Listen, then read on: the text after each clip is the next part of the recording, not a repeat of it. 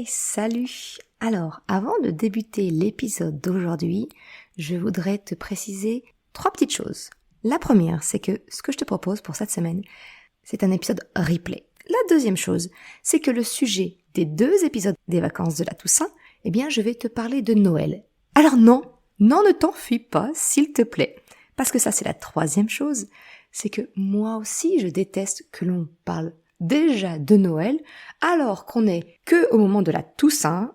Mais en fait, ce qui motive le fait que je te programme ces épisodes replay où on va parler de Noël, c'est parce que je souhaiterais que tu ne te retrouves pas prise au piège au moment de décembre et même un petit peu en novembre quand on commence vraiment à parler de Noël, du gros bonhomme joufflu. Je voudrais que tu ne te retrouves pas piégé et que tu puisses faire tes choix en pleine conscience quant à savoir quelle position tenir vis-à-vis de ton enfant sur le gros bonhomme rouge joufflu qui apporte des cadeaux.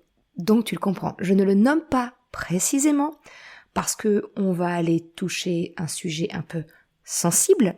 Donc si jamais tu as des petites oreilles autour de toi qui traînent, s'il te plaît, arrête l'écoute de l'épisode, mets un casque, mets des écouteurs.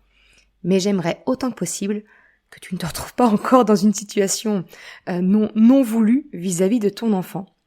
Parce qu'effectivement, on va venir parler de ce petit bonhomme qui distribue des cadeaux à Noël. Bref, maintenant que ce petit spoiler est fait, que je t'ai expliqué que oui, je vais parler de Noël en plein mois d'octobre, que je ne suis pas fan moi non plus, mais je t'ai expliqué pourquoi, c'est pour que vraiment tu puisses faire ton choix en conscience.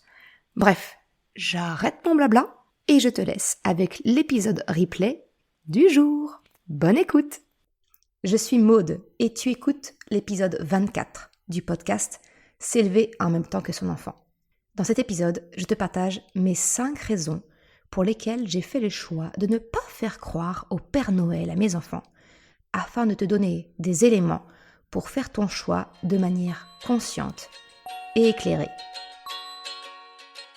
Salut et bienvenue sur le podcast « S'élever en même temps que son enfant ». Je suis Maude, coach certifiée chez Mercredi, mais surtout maman de 3 enfants. Sur ce podcast, je t'aide à conjuguer la bienveillance avec la réalité de ton quotidien de maman. Utiliser ton choix d'une parentalité bienveillante comme un accélérateur de ton propre développement personnel. T'aider à changer de regard sur les situations que tu vis avec ton enfant pour t'en servir, pour grandir et apprendre sur toi. Hey, salut! Je suis contente de te retrouver pour ce nouvel épisode. Épisode dont le sujet me tient à cœur. Car si tu me suis depuis un petit moment, tu sais que mon dada, à travers ce podcast et mon site Mercredi, où je te partage les articles écrits des épisodes, c'est de t'aider à faire tes choix en matière de parentalité de manière consciente, éclairée, et non pas par automatisme ou reproduction de ce que tu as connu ou que tu vois autour de toi. Tu sais que j'ai à cœur de t'aider à déconstruire tes réflexes et autres automatismes pour t'en créer de nouveaux que tu choisis en pleine conscience en ayant pesé les avantages et les inconvénients. Comme je te le mentionnais en spoiler alerte, si tu as ton ou tes enfants qui peuvent entendre l'épisode, je te recommande de mettre des écouteurs ou bien de l'écouter en leur absence. Parce qu'aujourd'hui, je vais te parler du Père Noël.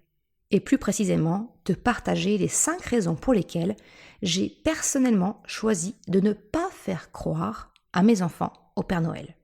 Alors oui, je sais que nous ne sommes que début novembre, et moi non plus, je n'aime pas que l'on nous pousse à nous plonger dans Noël, alors même que la Toussaint et Halloween sont à peine passés. Mais je fais une entorse à mes propres convictions, afin de te partager dans cet épisode des éléments qui, peut-être, nourriront ta réflexion pour faire ton propre choix sans te retrouver prise au dépourvu quand ton enfant te posera des questions.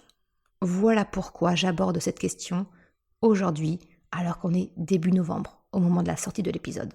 Trêve de blabla, c'est parti pour l'épisode du jour. Aujourd'hui, je te partage les 5 raisons pour lesquelles j'ai fait le choix de ne pas faire croire à mes enfants au Père Noël. En fait, c'est un sujet que j'ai déjà abordé sur le site mercredi.com il y a quelques années. Si ça t'intéresse, je te mettrai le lien de l'article dans la description, si tu souhaites d'ores et déjà un peu creuser la question. Mais aujourd'hui, je te révèle pourquoi j'ai fait ce choix. Et la semaine prochaine, dans le nouvel épisode, j'aborderai la question qui m'est souvent posée. Mais alors, comment conserver la magie de Noël sans faire croire au Père Noël ? Alors avant de commencer, je tiens à t'informer que Noël a une grande place dans mon cœur. En fait, c'est ma fête préférée. Et il n'est pas du tout question pour moi de sacrifier ce bonheur de l'enfance à mes enfants. Mais d'un autre côté, j'ai également des valeurs qui me sont très chères et que je souhaite transmettre à mes enfants. Ces valeurs qui se traduisent dans les 5 raisons pour lesquelles j'ai fait le choix de ne pas leur faire croire au Père Noël et ce que je te partage aujourd'hui. Alors attention, mon but n'est pas de te faire culpabiliser ou de te convaincre. Si tu me connais, tu sais que c'est même tout l'inverse. Je vise plutôt la déculpabilisation. Mais je souhaite plutôt te partager cela afin de te permettre de faire ton choix, prendre tes décisions en pleine conscience, avec tous les éléments en main. Et après, c'est le choix de chacun. Et j'aurais tendance à dire que la valeur de tolérance est une des principales valeurs qui me tiennent à cœur. C'est la raison pour laquelle je parlerai beaucoup à la première personne dans cet épisode. Je te parlerai de moi. Je te partage mes raisons. Libre à toi de te les approprier ou non. Je ne suis pas là pour forcer qui que ce soit. Sur ce, attaquons la première raison pour laquelle j'ai fait ce choix.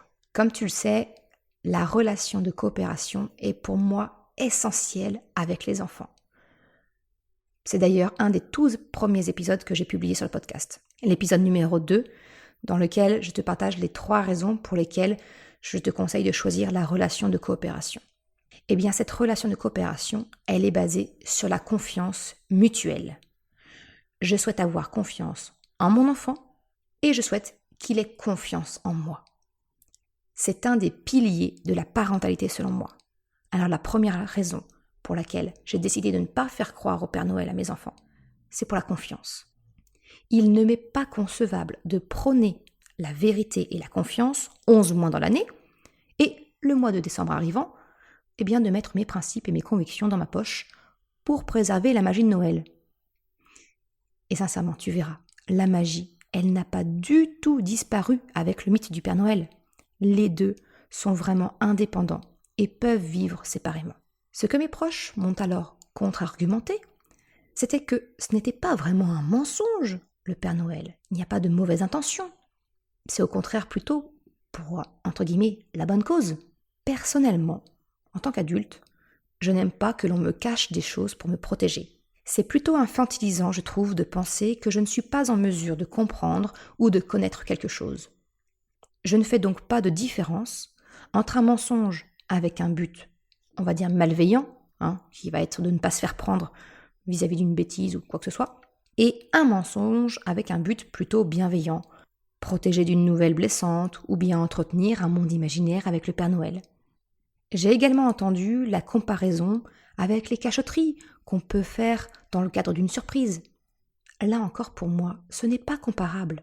Si on me cache la préparation d'une fête en utilisant un mensonge, ce n'est pas la même chose à mes yeux, parce qu'alors je vais connaître la vérité d'ici quelques jours ou quelques semaines.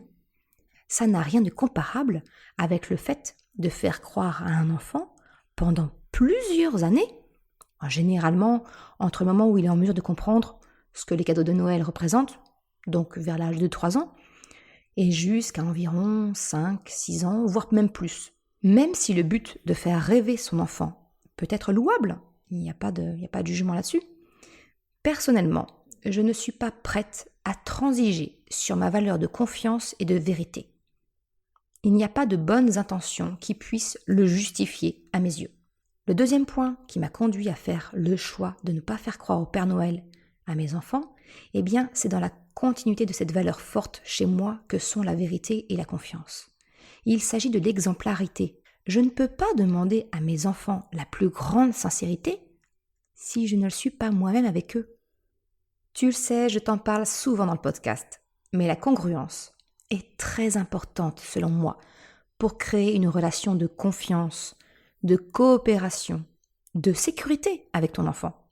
Mon souhait, c'est que mes enfants ne doutent pas de mes propos, de moi, qu'ils aient confiance en moi, se sentent en sécurité concernant ce que je leur dis. Je dis ce que je fais et je fais ce que je dis, Pour cette raison, leur faire croire au Père Noël n'est pas une option envisageable pour moi. Et pour être honnête, je me suis vite retrouvée avec un sentiment d'être piégée entre mes convictions et mon désir de leur faire partager la magie de Noël. Je n'avais pas d'autre chemin tracé autour de moi, je n'avais pas d'exemple. J'ai donc tâtonné pour créer ma propre façon de faire, et c'est exactement pour ça que j'ai voulu ces 2 épisodes, celui-ci et celui de la semaine prochaine. C'est pour te partager mon cheminement, mes réflexions, pour que tu puisses avoir ta propre réflexion de ton côté. Comme je te l'ai partagé, la confiance de mes enfants est, selon moi, directement reliée à leur sentiment de sécurité.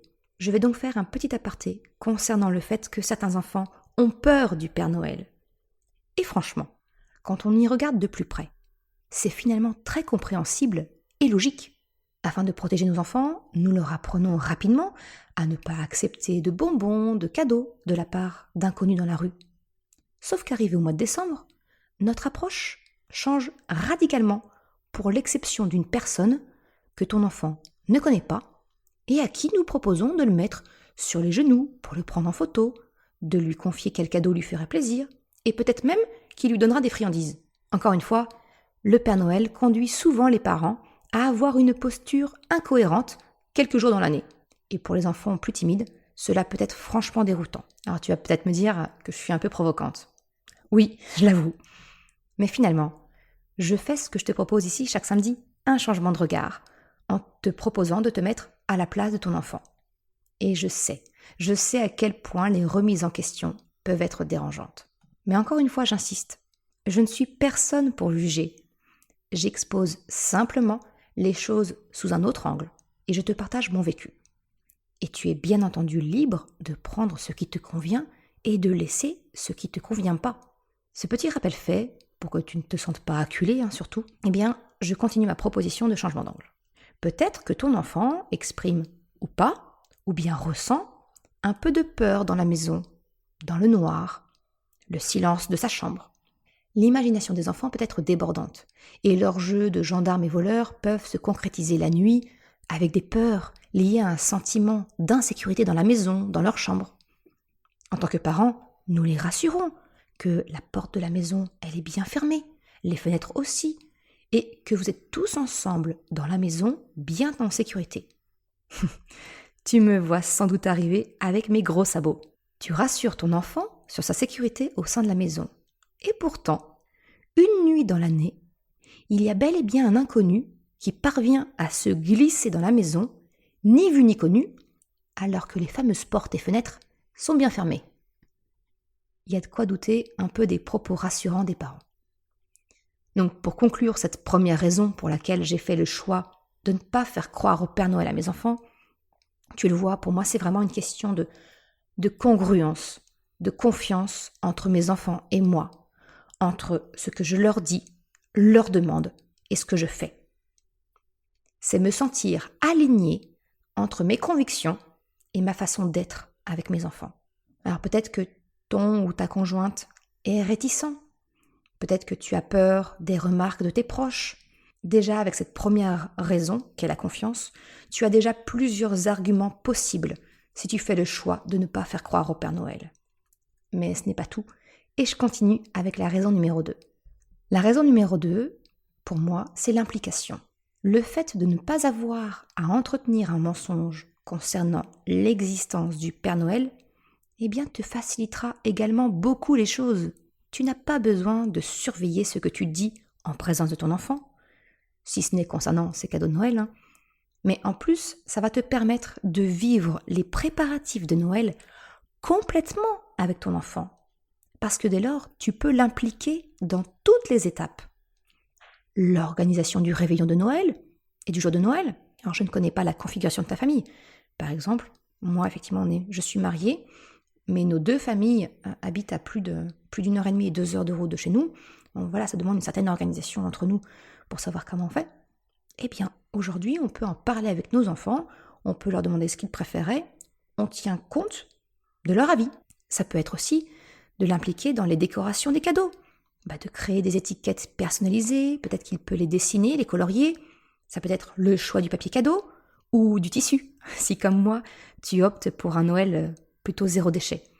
Et à ce propos, je te mettrai le lien en description, mais j'avais écrit un article sur justement les options que nous avions pour avoir un Noël avec moins d'emballage. Un autre point dans lequel tu peux l'impliquer, eh bien, c'est dans le choix des cadeaux des membres de la famille. Tu le sais, je t'en ai déjà parlé, mais l'implication de ton enfant, c'est un puissant moteur pour construire une relation de coopération avec lui, pour nourrir sa confiance en lui. Cela lui donne le sentiment, et réel, eh bien qu'il est grand, entre guillemets, qu'il compte et qu'il a voix au chapitre. Tu le comprends, ne pas faire croire au Père Noël à ton enfant te permet de vivre 100% de l'expérience de Noël avec lui. C'est donc 100% de cette fameuse magie que l'on peut craindre de perdre sans le mythe du Père Noël. La troisième raison est en lien direct avec mon choix d'une relation de coopération avec mes enfants. Tu le sais, je t'en parle constamment, mais j'ai choisi le modèle d'une parentalité basée sur la coopération avec mes enfants, en opposition au modèle plus classique basé sur la domination. Je t'en ai notamment parlé dans un de mes articles, ni sévère ni laxiste, pourquoi choisir la parentalité consciente ? Eh bien, cette troisième raison, c'est que je refuse d'utiliser le Père Noël et les cadeaux de Noël comme un moyen de pression, entre guillemets, sur mes enfants.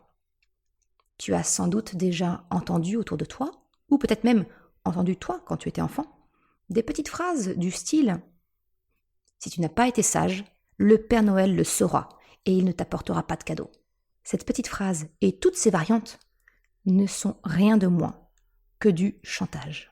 Ce n'est donc pas du tout une conséquence naturelle.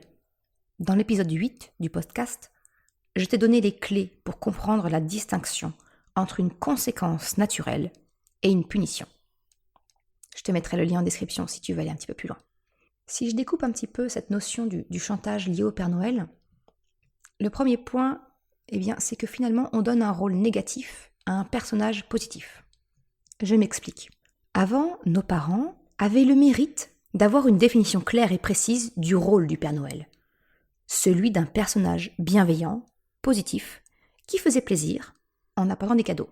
Cette distinction était claire parce qu'elle était corrélée à l'existence de son opposé, un personnage clairement pas sympathique, le Père Fouettard.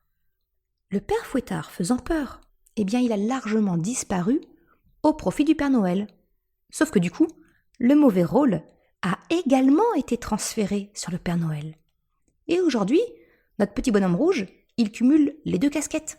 Celle positive, qui cherche à faire plaisir aux enfants en leur apportant des cadeaux, mais également celle nettement moins sympathique, héritée du Père Fouettard donc, qui consiste à surveiller, sanctionner les enfants au comportement pas toujours acceptable. En gros, on a créé un personnage schizophrène qui joue en même temps le rôle du gentil et du mauvais flic. D'un côté, il manie la baguette et de l'autre, la carotte. Sauf que ton enfant, ce n'est pas un âne que tu cherches à faire avancer. Parce que le système de punition-récompense n'active pas le bon moteur de la motivation chez ton enfant. Il s'agit d'une motivation extérieure, comme je t'en ai parlé dans cet épisode 8 qui concerne les punitions. Mais également dans l'épisode 21, où j'aborde la question « Quand ton enfant ne t'écoute pas, pourquoi et comment faire ?» Je te mettrai les liens de ces épisodes en description. Si je vais un peu plus loin dans ma réflexion, et tu commences à me connaître, j'aime bien aller au bout d'une idée, eh bien faire reposer, allez disons, l'obéissance, entre guillemets, de ton enfant sur un personnage temporaire, tel que le Père Noël, eh bien c'est finalement un délestage des responsabilités parentales. C'est un transfert du détenteur de l'autorité parentale. Ce n'est plus toi qui fixes les règles et veille à leur respect. C'est le Père Noël. Et oui, j'utilise bien le terme d'autorité parentale. Ce n'est pas parce que j'ai fait le choix d'une parentalité bienveillante qu'il n'y a pas d'autorité parentale, de cadre éducatif. Bien au contraire, sans cadre ni règle, nous sommes plus proches du laxisme que de la parentalité bienveillante. Pour se sentir en sécurité, ton enfant a besoin d'un cadre, de règles, Et naturellement, il aura besoin de les tester. Personnellement, j'ai fait le choix de ne pas déléguer mon autorité à un personnage qui n'est là que quelques jours dans l'année. Comme je te l'ai expliqué, les règles, le cadre, sont garants du sentiment de sécurité de ton enfant. Je ne délègue pas cette partie-là, même si cela signifie avoir le mauvais rôle en apparence, quand il s'agit de les faire respecter ou d'expliquer les conséquences naturelles. Moi et mon mari sommes les adultes de confiance et de référence pour nos enfants, pas le Père Noël. Voilà donc une raison supplémentaire pour laquelle nous avons fait ce choix. Enfin, j'ai fait ce choix, je lui ai exposé ma façon de voir, et il m'a rejoint sur les conclusions de la remise en question de notre propre vécu en tant qu'enfant. C'est plus honnête, si je te le formule comme ça, même si c'est un peu plus long. La 4e raison pour laquelle je ne fais pas croire à mes enfants au Père Noël est également liée à une valeur qui est très importante pour moi. Le plaisir d'offrir et de recevoir. Allez, je vais le découper en 2 parties. La première chose, le plaisir de recevoir des cadeaux. C'est finalement la reconnaissance envers ceux qui les offrent. J'entends souvent autour de moi que les enfants sont trop gâtés, qu'ils croulent sous les cadeaux et se comportent parfois comme des enfants n'ayant pas du tout conscience de la valeur des choses, qu'ils ne se rendent pas compte. Et pour cause, les cadeaux offerts par le Père Noël, ils arrivent comme par magie. Et qui dit magie, dit déconnexion de la réalité, de la valeur marchande, pécuniaire. Rien n'est trop cher pour le Père Noël, il est magique. Ce sont ces lutins qui fabriquent les jouets commandés sur une liste de Noël qui a été postée. Il me semble injuste de reprocher aux enfants de ne pas se rendre compte, alors que nous avons sciemment décidé de relier les cadeaux à un personnage magique bien loin de la réalité économique de notre quotidien. Mes enfants, connaissant la réalité sur la provenance de leurs cadeaux, ils connaissent la réalité de notre quotidien. Par exemple, ils savent que leur papy et mamie, ils ont 4 petits-enfants et que donc, naturellement, leur compte ne leur permet pas de dépenser sans compter pour eux individuellement. Exactement de la même manière que ton enfant a conscience de cette réalité pour ses cadeaux d'anniversaire. Ne pas faire croire au Père Noël permet, selon moi, d'éviter ce quiproquo, ce malentendu inconscient sur les cadeaux. L'autre élément bénéfique à mes yeux, c'est que mes enfants ont conscience de qui leur offre tel ou tel cadeau. L'intention de la personne qui offre le cadeau ne leur est pas inconnue, bien au contraire. L'intention est au cœur même du cadeau. Lorsqu'une tante ou un oncle offre un cadeau d'un certain type, couleur, forme, il est choisi avec le cœur, de façon personnalisée, selon les goûts de l'enfant, afin de lui faire plaisir. Au-delà du cadeau, mes enfants peuvent ainsi ressentir cette intention de leur faire plaisir, de ce cadeau personnalisé selon leur goût. Cette intention démontre l'attachement entre la personne qui offre et l'enfant qui le reçoit. Ce n'est pas un cadeau impersonnel. Il a été choisi avec le cœur et cela se ressent. Mes enfants peuvent le percevoir. Cela nourrit indirectement leur confiance en eux, car ils se sentent ainsi compris, aimés, dignes d'attention. Ce n'est pas un simple objet. Le cadeau, c'est l'objet et l'intention. Et c'est cela qui permettra à ton enfant de goûter au plaisir de recevoir et de chercher à le reproduire par mimétisme et empathie. Le deuxième plaisir, c'est le plaisir de faire plaisir, offrir des cadeaux. Parce qu'un cadeau, il ne fait pas seulement plaisir à celui qui le reçoit. Tu le sais bien, toi. Ne pas croire au Père Noël, ça permet à ton enfant de ressentir la satisfaction de faire plaisir à l'autre. Les enfants qui croient au Père Noël, ils n'ont pas cette opportunité supplémentaire de goûter à ce plaisir, à cette joie ressentie lorsque l'on offre un cadeau, que l'on fait une surprise à une personne. Rien que pour cette raison, je suis heureuse de pouvoir sensibiliser mes enfants à ce plaisir. C'est un levier supplémentaire pour travailler leur empathie. Tu le sais, toi, tu le connais, ce bonheur de voir que ce que l'on a préparé ce que l'on offre à l'autre lui fait plaisir. Si ton enfant n'a pas besoin d'être préservé de la vérité concernant le Père Noël, il pourra vivre cette expérience supplémentaire pour goûter à cette joie et cultiver, peut-être ainsi, chez lui, le plaisir d'offrir. Et si tu veux aller un peu plus loin dans cette joie d'offrir, eh bien je te partage ce qu'on a fait avec mes enfants l'an dernier. Peut-être que tu as entendu parler de ce mouvement solidaire qui consistait à offrir un colis cadeau pour des personnes en difficulté. Cela portait différents noms comme Opération Cadeau du Cœur ou les boîtes solidaires de Noël. L'idée, c'était de rassembler dans une boîte des petits cadeaux utiles et des petites douceurs qui étaient ensuite distribués aux personnes sans domicile fixe ou en difficulté. Et bien avec mes enfants, on a chacun constitué une boîte avec une gourmandise, un produit d'hygiène, un livre et un petit jouet. Alors les deux derniers étaient d'occasion, des livres et des jeux auxquels ils ne jouaient plus et qu'ils ont choisis eux-mêmes. Ils se sont sentis investis de partager leur chance et le bonheur de Noël, de jouer un peu à leur tour au Père Noël pour quelqu'un qui en avait besoin.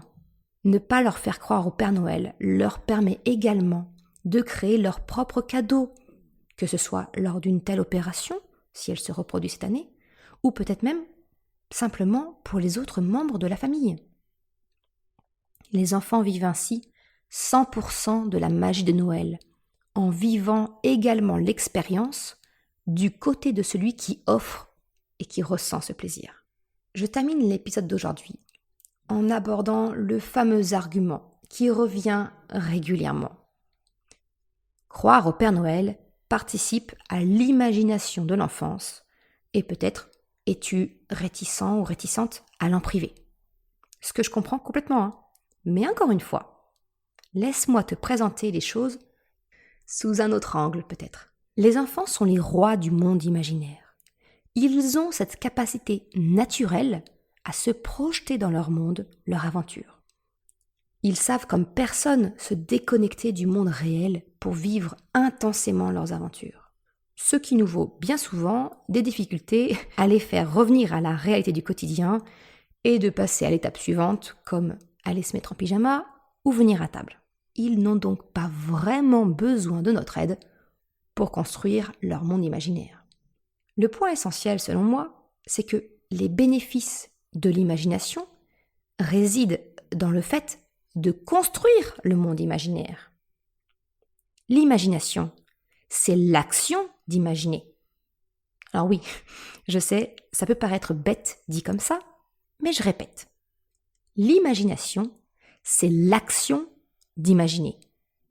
C'est pas de vivre dans un monde imaginé et décrit par quelqu'un d'autre. Un peu comme les Lego. Le plaisir réside essentiellement dans la construction. Une fois construit, monté, ton enfant va jouer un peu avec. Et puis, soit vite le délaisser ou bien le démonter pour construire quelque chose d'autre. Parce que finalement, ce qui l'intéresse, c'est la construction. Eh bien, l'imagination, c'est pareil. C'est bénéfique pour ton enfant si c'est lui qui le construit. Le hic avec le Père Noël, c'est que ce n'est pas notre enfant qui imagine ce conte, cette histoire. C'est nous, les adultes, qui le lui transmettons. Nous construisons toute l'histoire, poussant parfois l'histoire jusqu'à laisser des preuves. Et il faut être bien honnête, c'est pour notre propre plaisir. On va laisser des preuves en laissant des cookies manger, une tasse de lait entamée, une lettre envoyée en retour à la liste de Noël postée, etc. Sans parler du fait de se déguiser pour jouer le rôle du Père Noël. Je t'en ai un petit peu parlé justement dans ce fameux premier article que j'avais écrit, Faire croire ou non au Père Noël. Finalement, ce n'est pas l'imagination de nos enfants. Ils vivent une expérience que nous leur avons créée. Cela n'a donc rien à voir avec le bénéfice de l'imagination des enfants. Ma conviction, c'est que croire ou non est un choix qui appartient à chacun. Alors pour terminer cet épisode, concernant les 5 raisons pour lesquelles j'ai choisi de ne pas faire croire au Père Noël à mes enfants, je conclurai sur le fait que peut-être une partie de la solution pourrait consister à présenter le Père Noël pour ce qu'il est. Un joli personnage d'une histoire, d'un conte, et de laisser l'imagination de ton enfant prendre le relais s'il le souhaite, sans pour autant l'orienter. Si ton enfant te pose la question, tu peux la lui retourner en lui demandant ce que lui, il en pense.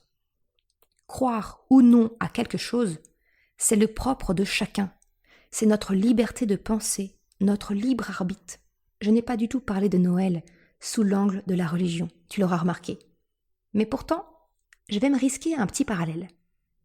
Je pense que, comme toute personne bienveillante, ouverte d'esprit, il ne te viendrait pas à l'idée de remettre en cause les croyances religieuses d'une autre personne.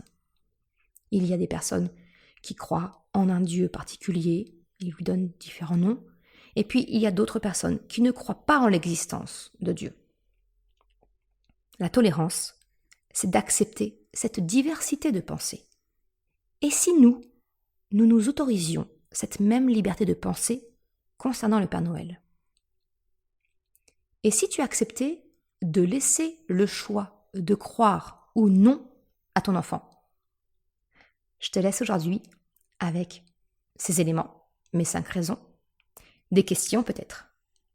Et je reviendrai la semaine prochaine pour t'expliquer plus en détail comment la magie de Noël, elle existe au sein de mon foyer, malgré l'absence de croyances concernant l'existence du Père Noël. Et comment nous gérons cette différence auprès de nos proches et des camarades de nos enfants. Je te remercie d'avoir écouté cet épisode jusqu'à la fin. Tu retrouveras, comme d'habitude, une retranscription sur le site mercredi.com. Si tu as aimé cet épisode, s'il t'a été utile, je t'invite à le partager, à en parler autour de toi, ou si le cœur t'en dit, de me laisser une note 5 étoiles sur Apple Podcast. Cela me permet de faire connaître le podcast et m'encourage à progresser. Un grand merci à celles et ceux qui prendront le temps de le faire. Je sais que d'autres plateformes ne permettent pas toujours de me laisser effectivement une note ou un commentaire. Alors, sens-toi libre de me faire part de tes retours, de tes commentaires, en me contactant directement soit par mail dans la section contact du site, ou même directement en message privé sur Instagram. Je te souhaite une excellente journée, après-midi, soirée, quel que soit le moment où tu écoutes, et je te dis à la semaine prochaine pour un nouvel épisode. Ciao!